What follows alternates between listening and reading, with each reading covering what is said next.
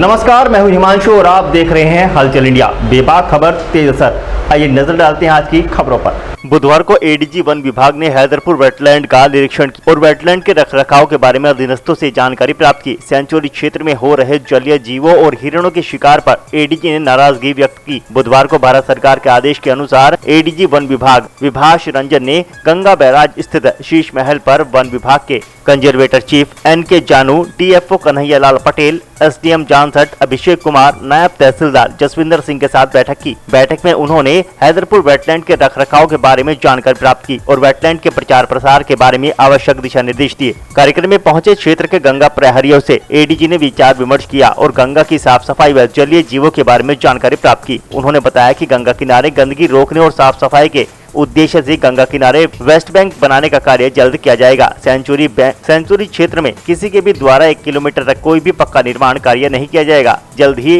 Wetland के प्रचार प्रसार पर विशेष ध्यान देकर अधिक प्रचार प्रसार किया जाएगा, जिससे आसपास के पर्यटकों सहित दूर दराज के पर्यटक भी वेटलैंड पर आकर देश सहित विदेश के पक्षियों को निहार सके और प्रकृति का आनंद ले सके।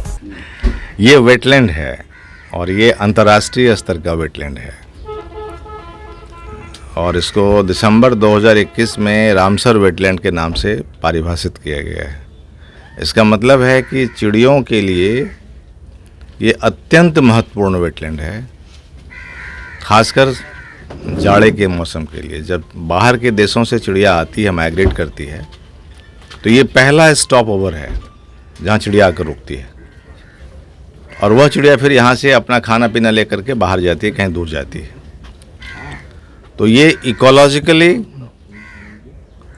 अत्यंत महत्वपूर्ण है एवियन फौना के लिए। और अगर बर्ड्स आती है तो बर्ड्स अपने साथ आसपास के इलाके के प्रे को, कीड़े मकोड़े को भी खाती है।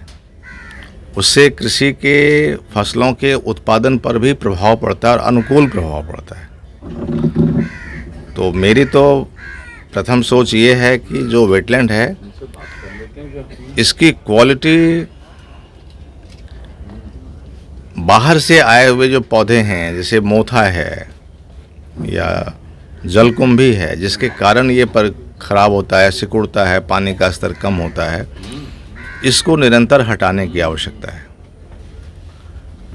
दूसरा इसमें एक इम्पॉर्टेंट पार्ट लगता है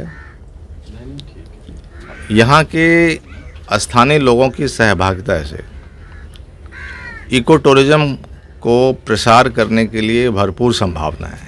इसका प्रचार प्रसार इस वेटलैंड का नहीं हुआ है। जिस प्रकार इसका आकार है, जिस प्रकार इसमें विविधताएं हैं, उस प्रकार से इसका प्रसार नहीं हुआ है।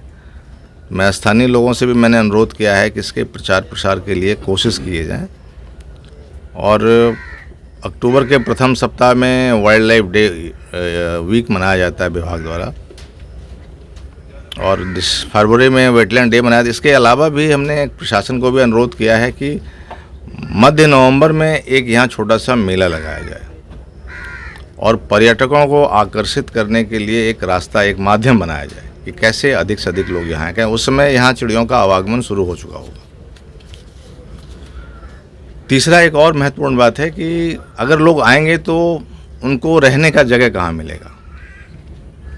तो स्थानीय जो लोग हैं, स्थानीय ग्राम सभाएँ हैं, वो अपने घर में भी रहने के लिए, मेहमानों को रहने के लिए व्यवस्था। मंत्री संजीव बालियान जी का एक ये मतलब ड्रीम प्रोजेक्ट है।